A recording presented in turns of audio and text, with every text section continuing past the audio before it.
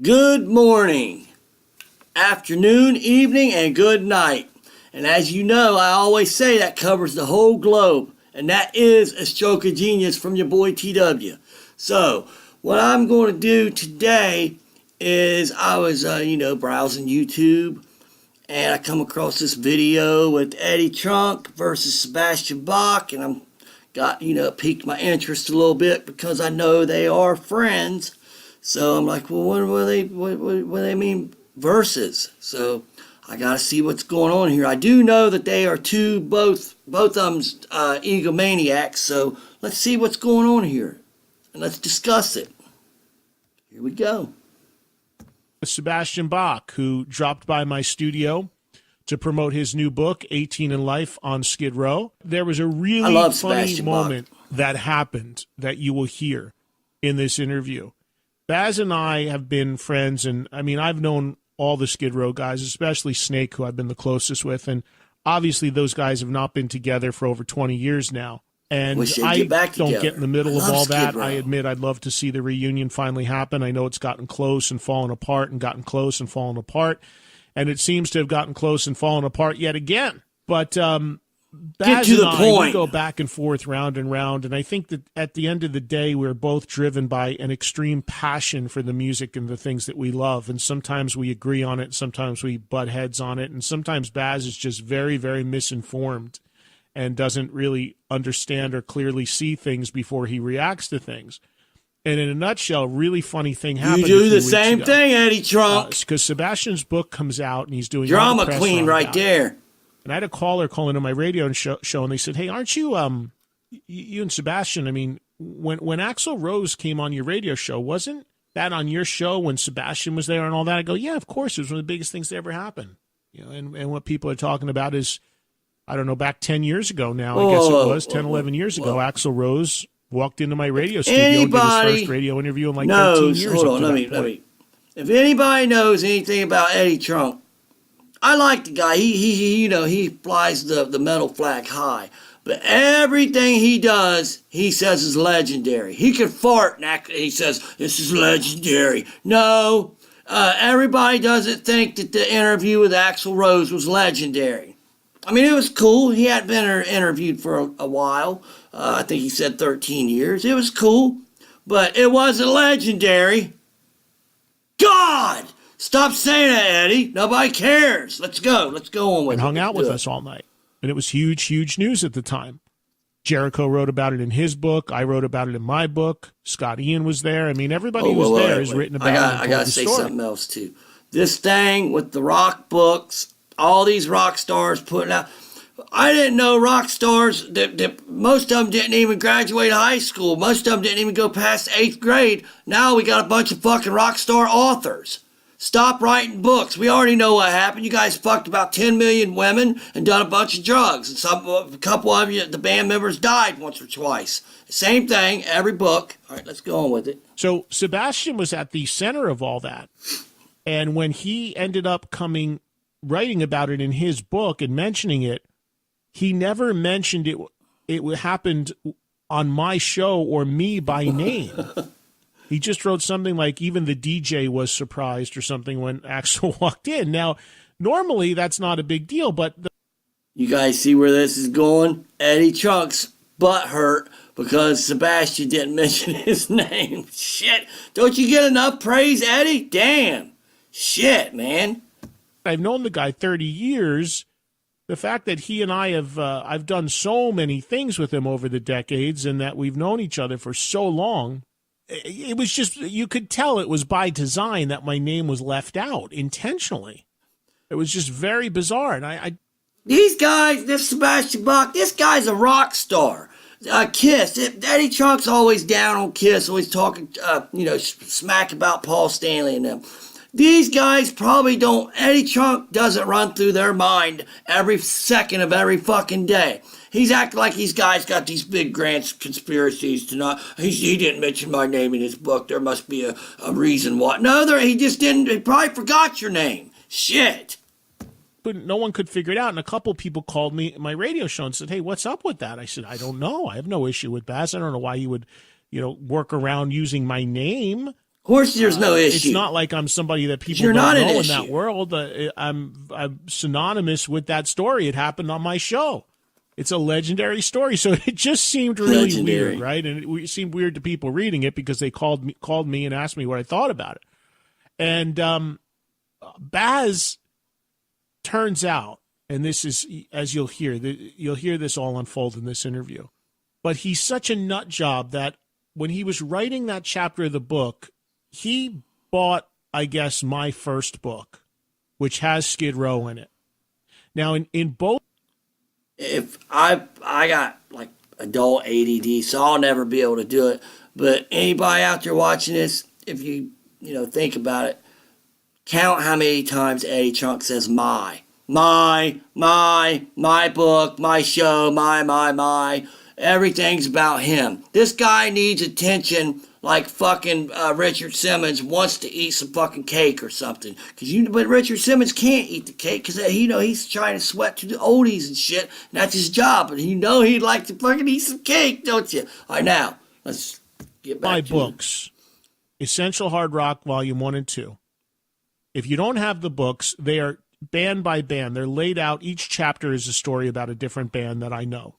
And all of them have these sidebars of playlists and essential songs people should check out or albums people should check out and what the certain lineups were. Now, I can't include it all for space. Like, I couldn't include every member of every band. You was friends with them for 30 years, you would have. So much space like you can you're saying. In the graphic on the book page, right?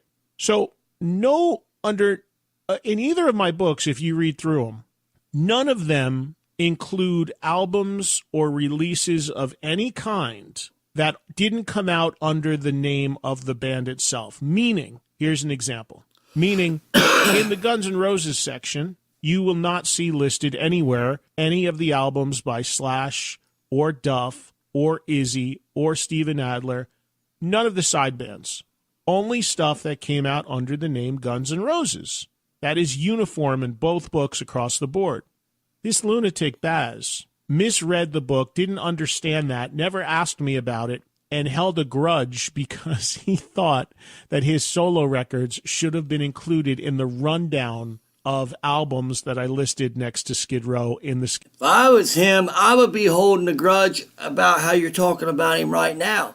This dude was one of the greatest singers to ever be in that genre of music. And what have you done, Eddie, other than just, be a wannabe, a fan? I mean, I'm sorry, Eddie.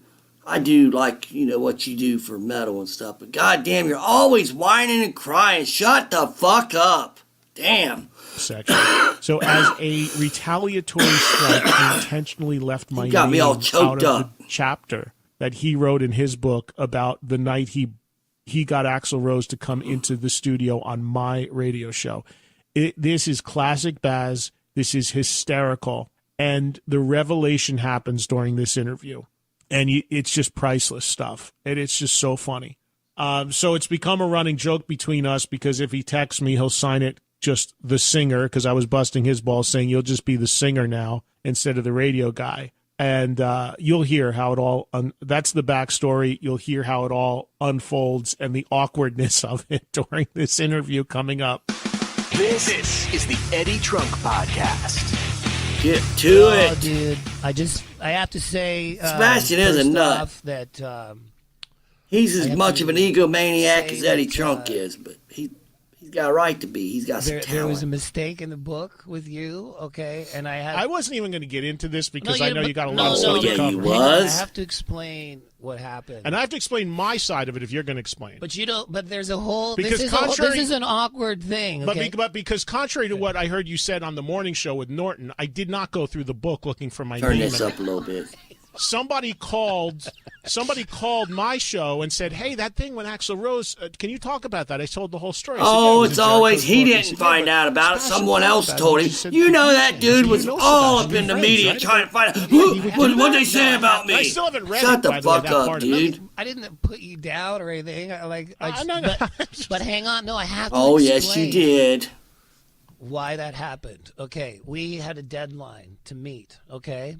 and you've done a book. You've done 2 books. Correct. Deadline. And I don't know about you, but it becomes a situation where there's so many files, PDF files and emails and going back and forth. Just tell the truth, Sebastian. You forgot his name. Like never ends.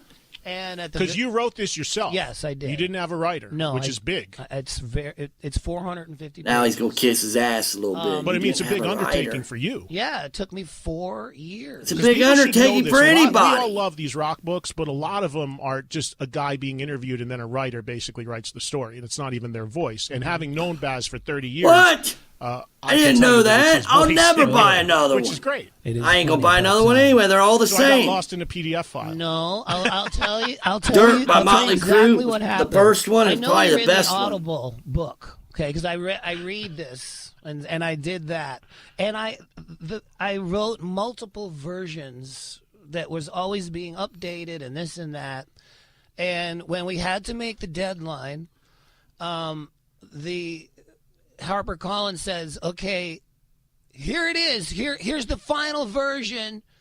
I got it on a Tuesday at 1 p.m. and they said, you have to make all changes by Thursday morning. I go, I can't read the whole thing and in one day. at that point, you're sick of it, too, yes, I'm sure. At that point, you don't even look at a page. And I go, how can you just give me one day? Now, the reason I originally wrote that, this is going to come as a bombshell to you, okay? The reason we should tell people what we're talking about. What we're talking about is there's a major thing in every interview I've done. He's going to use the word legendary again. For making this happen because he was the catalyst for this. But this legendary interview that everybody knows about happened on. I was hosting. No, everybody don't know about it. Baz was a part of, and it started a couple days before. Long story, very short. On my radio show in New York, Baz came in with Scott. They were doing an interview, and Baz started getting these texts from Axl Rose, which resulted in Axl hanging out with us and it becoming his first interview. He's just all chilling. So I've always said, Baz was there. Eddie. Baz tells the story apparently in his book and just says it was at some DJ's. No, I didn't say whatever that. you said. I said everybody was freaked out. Well, watch out, Eddie. Sebastian's about to open up a can of whoop ass, your fat ass. Let me explain why I did that. Now we're getting Please explain. to the awkward part. When I first originally wrote that, I've been working on this 4 years, right? Yeah. It's a drag when you get excited about a book that you think that you're going to be in, right? And then you're all hyper and you run to get it, and then you look and you're not in it, right? Like it is. Like it is because Hold on, when I first got your 2 books. Yeah, you're in the first book. No, my solo. Oh my God! I don't know if I can even finish the it. essential albums of rock. So this guy, Sebastian Bach, singer for Skid Row, performed in Moscow, Russia. Done some huge concerts. I'm talking probably 150,000 people. I think that's what it was in Moscow. Played all over the world. Had countless women. Just as one of the greatest singers of all time. You're upset because you wasn't in Eddie Trunk's book? What the fuck? Eddie Trunk, I'm sorry, I stand corrected. Maybe you are the messiah of heavy metal. I don't know. Shit. Right. You put Skid Row in there. Right. I'm about to turn it off, You though. didn't put my solo career in there. No, but I didn't do that for any band. Because your solo career sucked. Made me nuts. You put Thick as the Skin and Revolutions Per Minute. Because it's a discography. That's Skid Row's record. So if I get Eddie on that. Work with Skid Row is essential, and Axl Rose's work with Guns N' Roses is essential. Oh, no. How is Angel Down not essential? Because it wasn't a section on Sebastian Bach, which may be in my next book. There you And go. how got you there. Revolutions Per Minute Right, is Eddie, essential. I might have to step it's back not on this essential. one. Oh, that's the title of the book. No. That's the discography section. So if you go on a Wikipedia page, I was hurt. And I'm totally honest, but I don't care. But wait a minute. I was. Oh, God. Payback. Are we watching something about metal or the fucking golden years of what the hell's that show with the fucking old women and shit in it. What the fuck? What the? He was hurt. I was hurt. You hurt my feeling. What the hell? Oh my God. I don't know if, guys, I don't think I can continue that. Well, let me try. Almost threw up. At the time. I love it. That's so classic. Eddie's laughing at him. But wait a God minute. damn, Eddie, you do got some power. It. When you did the audiobook, you reconsidered? Yes, I